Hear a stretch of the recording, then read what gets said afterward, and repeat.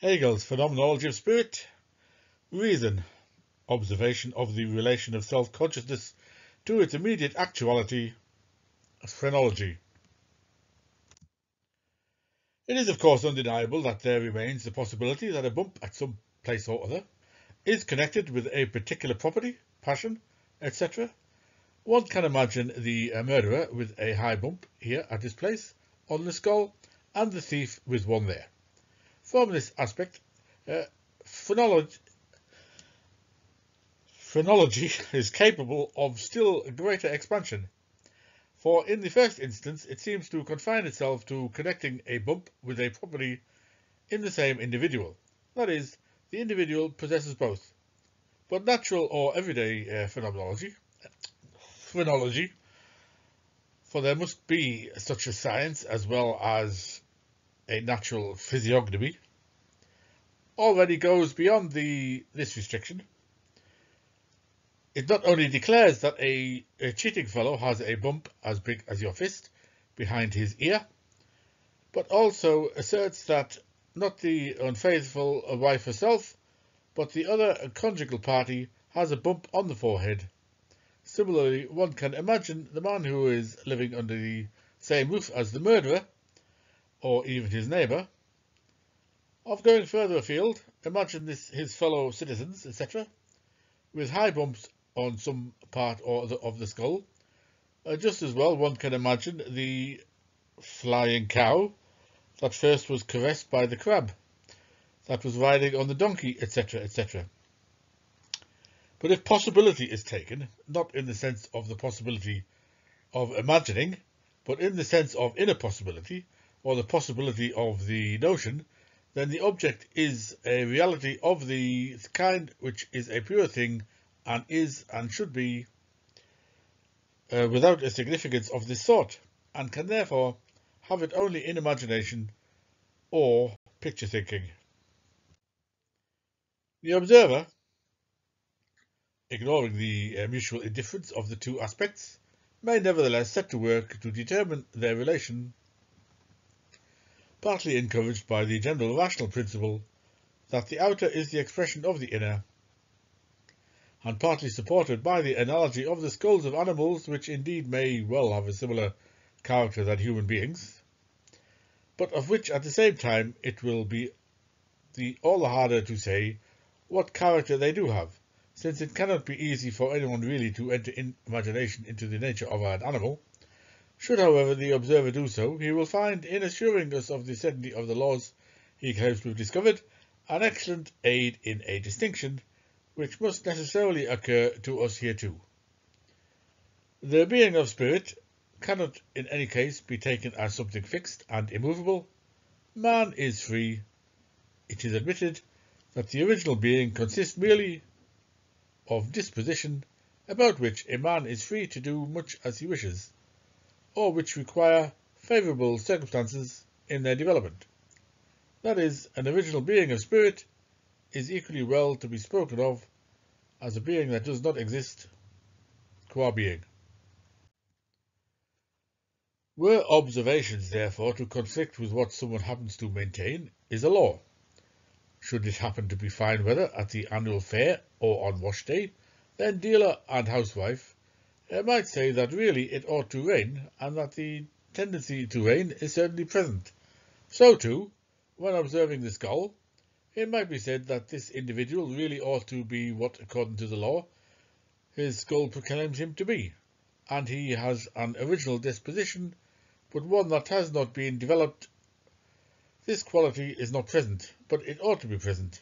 The law and the ought are based on observation of actual rainfall and on the actual significance in the case of this particular character feature of the skull. But if the reality is not present, the empty possibility serves equally well. This possibility, that is, non-actuality, of the stated law, and hence the observations conflicting with the law, inevitably result from the fact that the freedom of the individual and the developing circumstance are indifferent to being as such, or to what merely is, indifferent to being both as an original inner and as an outer osseous form. and this also from the fact that the individual can be something else than he is by inner disposition, and still more than what he is as a bone. We get then the possibility that this lump or this hollow on the skull may denote something actual, as well as merely a disposition, one moreover that is so ill-defined as to denote something that is not actual. We see what happens as always to a bad subterfuge, namely that it is itself ready to be used against what it is supposed to support. We see mere subjective imagining brought by the very nature of the fact to say, but unthinkingly, the opposite of what it affirms. To say that by this particular bone something or other is indicated, but equally too is not indicated. What such imagining vaguely has in mind in the case of the subterfuge, this subterfuge is the true thought which in fact abolishes that imagining, namely that being as such is not the truth of spirit at all, just as the disposition is itself an original being, which has no part in the activity of spirit. Just such a being is the bone on its side, what merely is, without any spiritual activity, is for consciousness a thing, and from being the essence of consciousness is rather its opposite, and consciousness is only actual to itself through the negation and abolition of such a being. From this point of view, it must be regarded as a complete denial of reason to pass off a bone as the actual existence of consciousness, and it is passed off as such when it is regarded as the outer being of spirit. For the outer is just that reality which merely is. It is no use saying that the inner is only being inferred from the outer, and is something different, not that the outer is not the inner itself, but only its expression. For in the relation of the two to one another, the determination of the reality that thinks itself, and is in the form of thought, does fall on the side of the inner, but on the side of the outer falls the determination of the reality which really is. When therefore a man is told, you, your inner being, are this kind of person because of your skull bone, is constituted in such and such a way, this means nothing else than I regard a bone as your reality. To reply to such a judgment with a box on the ear, as in the case of a similar judgment in physiognomy mentioned above, at first takes away from the soft parts their importance and position, and proves only that these are no true in itself, are not the reality of spirit. The retort here would, strictly speaking, have to go the length of beating in the skull of anyone making such a judgment, in order to demonstrate, in a manner just as palpable as his wisdom, that for a man, a bone is nothing in itself, much less his true reality.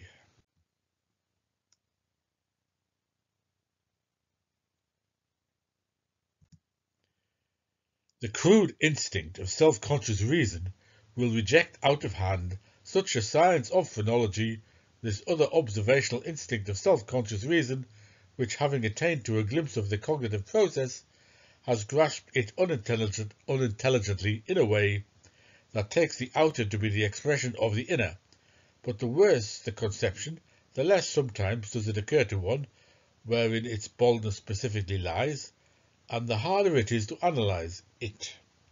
For a conception is said to be worse, the poorer and emptier the abstraction which is taken to be its essence. But the antithesis we are here concerned with has for its side the individuality that is conscious of itself, and the abstraction of externality that has become wholly a thing, that inner being of spirit grasped as a fixed, non-spiritual being, opposed to just such a being. But reason, in its role of observer, having reached thus far, seems also to have reached its peak, at which point it must abandon itself and do a right about turn, for only what is wholly bad is implicitly charged with the immediate necessity of changing round into its opposite. Just so it may be said of the Jewish people that it is precisely because they stand before the portal of salvation that they are and have been the most reprobate and rejected. What that people should be in and for itself, this essential nature of its own self, is not explicitly present to it. On the contrary, it places it beyond itself. By this alienation, it creates for itself the possibility of a higher existence. If only it could take back again into itself its alienated object. That if it had remained undisturbed within the immediacy of being, because spirit is all the greater the opposition from which it has returned into itself, but it creates this opposition for itself by setting aside its immediate unity and by alienating its being for self. However, if such a consciousness does not reflect on itself, the intermediate position, or middle term, which it occupies is an unhappy void, since what should fill and fulfill it has been turned into a fixed extreme. Thus it is that this final stage of reason, in its observational role, is its worst, and that is why its reversal becomes a necessity. For a survey of the series of relations considered so far, which constitute the content and object of observation, shows that in their first form, that is, in the observation of the relations of inorganic nature, sensuous being is already lost to view. The moments of the relations present themselves as pure abstractions and as simple notions which should be firmly tied to the existence of things, an existence, however, which gets lost, so that the moment demonstrates itself to be a pure movement and a universal. This free process, which is complete within itself, retains the significance of something objective, but now appears as a unitary being. In the process of the inorganic, the unitary being is the non-existent inner, but the process existing as a unitary being is the organism. The unitary being, qua a being for self, or negative being, stands in antithesis to the universal, draws away from it, and remains free for itself, so that the notion, being realized only in the element of absolute singleness and isolation, does not find in organic existence its true expression, namely to be present as a universal, but remains as outer, or what is the same thing, an inner or organic nature. The organic process is only implicitly free, but is not explicitly free for itself. The being for self of its freedom appears in purpose and exists as another being, as a wisdom that is conscious of itself and is outside of the process. Reason, in the role of observer, thus turns to this wisdom, turns to spirit, to the notion existing as a universality, or to purpose existing as purpose, and henceforth the object before it is its own essence. It turns its attention at first to the purity, that is, to its abstract form, but since reason, qua observer, apprehends the object, which moves among its own distinct moments, as an inert being, its laws of thought become connections of one constant moment to another constant moment, but the content of these laws being one moment, these run together into the single unit of self-consciousness. This new object, similarly taken as an inert being, is the single contingent self-consciousness. Observation stands, therefore, within what it imagines to be spirit, and when the contingent relation of conscious reality to a reality that is not conscious, spirit alone is in its own self the necessity of this relation. Observation, therefore, looks more closely at this object and compares its reality, which wills and acts, with its reality, which ponders and is reflected into itself, a reality which is itself objective. The outer objective, although a language of the individual which he possesses within himself, is at the same time, qua sign, something indifferent to the content it is supposed to denote, just as that which posits the for itself, the sign, is indifferent to it. For this reason, observation finally goes back again from this inconstant language to the fixed being and declares, in accordance with its notion, the externality is the outer and immediate reality of spirit, not as organ and not as a language or a sign, but as a dead thing. What we ruled out by the very first observation of inorganic nature, namely the idea that the notion ought to be present in the form of a thing, is reinstated by this last form of observation in such a way that it forms the reality of spirit itself into a thing, or expressing it the other way round, gives to a lifeless being the significance of spirit. Observation has here reached the point where it openly declares what our notion of it was, viz., that the certainty of reason seeks its own self as an objective reality. Of course, the intention here is not to state that spirit, which is represented by a skull, is a thing. There is not meant to be any materialism, as it is called, in this idea. Rather, spirit must be something more and other than these bones. But to say that spirit merely is means nothing else than that it is a thing. When being as such is nothing, is thinghood, is predicated of spirit, the true expression of this is that spirit is therefore the same kind of being that a bone is. It must therefore be regarded as extremely important that the true expression has been found for the bare statement about spirit, that is, that it is. When, in other respects, it is said of spirit that it is, that it has being, is a thing, a single separate reality, this is not intended to mean that it is something we can use, that we can say, that we can see, or take in our hands, or touch, and so on, but that is what is said. And what really is said is expressed by saying that the being of spirit is a bone.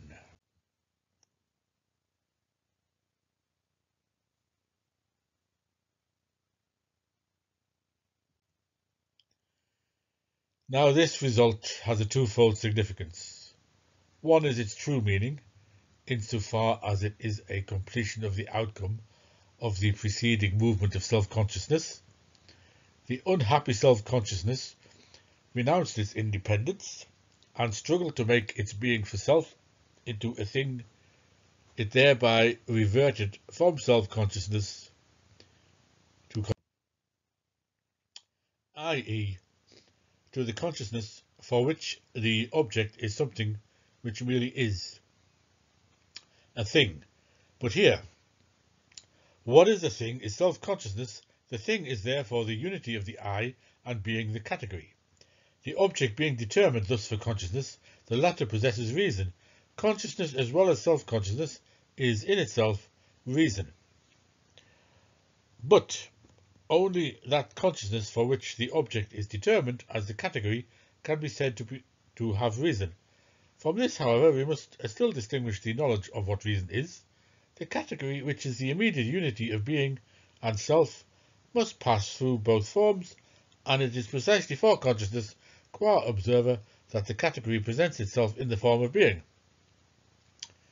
This consciousness, in its result, enunciates as a proposition that of which it is the unconscious certainty, the proposition that is implicit in the notion of reason. The proposition is the infinite judgment that the self is a thing, a judgment that suspends itself. Through this result, then, the category is further determined as being this self-superseding antithesis. The pure category, which is present for consciousness in the form of being or immediacy, is the object as still unmediated, as purely given, and consciousness is equally unmediated in its relation to it. The moment of that infinite judgment is the transition of immediacy into mediation or negativity. The given object is consequently determined as a negative object. Consciousness, however, is determined as self-consciousness over against it. In other words, the category which, in the course of observation, has run through the form of being, is now posited in the form of being for self-consciousness. There's no consciousness no longer aims to find itself immediately, but to produce itself by its own activity. It is itself the end at which its action aims, whereas in its role of observer, it was concerned only with things. The other significance of the result is the one already considered, namely the significance of an observational activity that dispenses with a notion.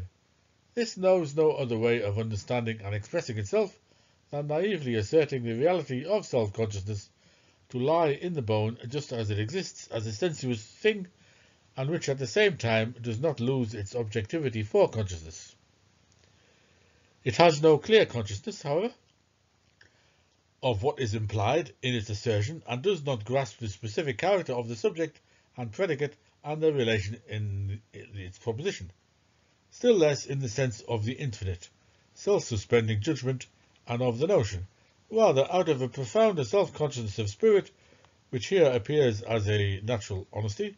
It conceals from itself the disgracefulness of the irrational crude thought which takes a bone for the reality of self-consciousness, and it whitewashes the thought by unthinkingly mixing it up with it all sorts of relationships of cause and effect, of sign, organ, etc., which are meaningless here, and it hides the crudity of the proposition by distinction derived from them.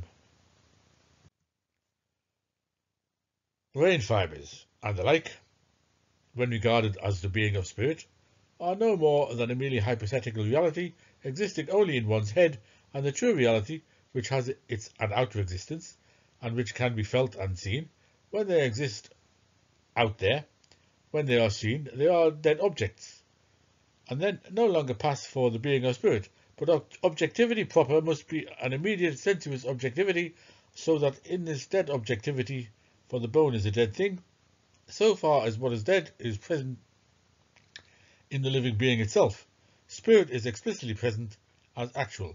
The notion underlying this idea is that reason takes itself to be all thinghood, even purely objective thinghood itself, but it is this only in the notion, or only the notion is the truth of this idea, and the purer the notion itself is, the sillier an idea it becomes when its content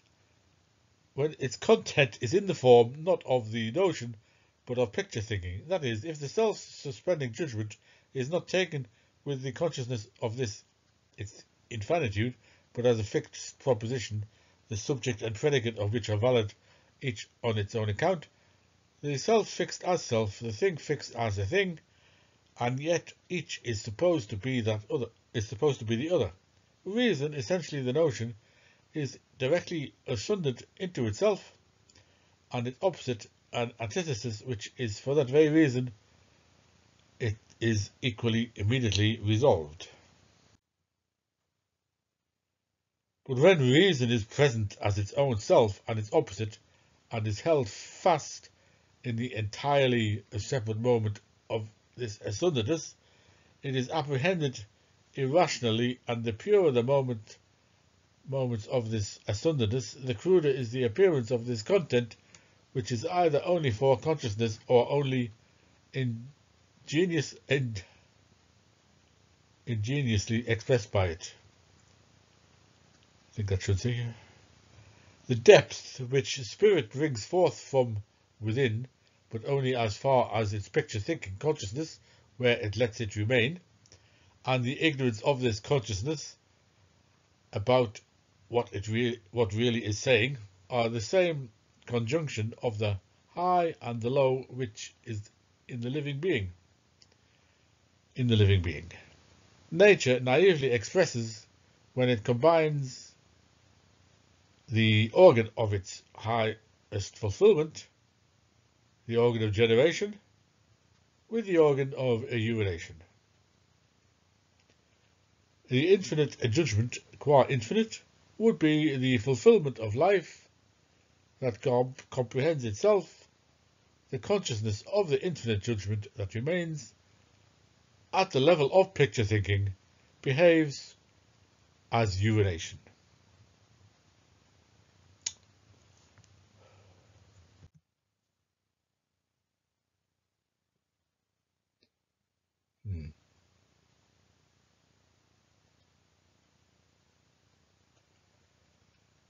I have said something about that translation before. It is usually translated as organ of urination. But if you look it up in the original German text, it should be translated as organ of pissing. He resorts to crude language for a reason, because he does everything for a reason. But I mentioned that in a previous video. I shall link it in the description because it's an important point. Anyway, this is the end of physiognomy and phrenology.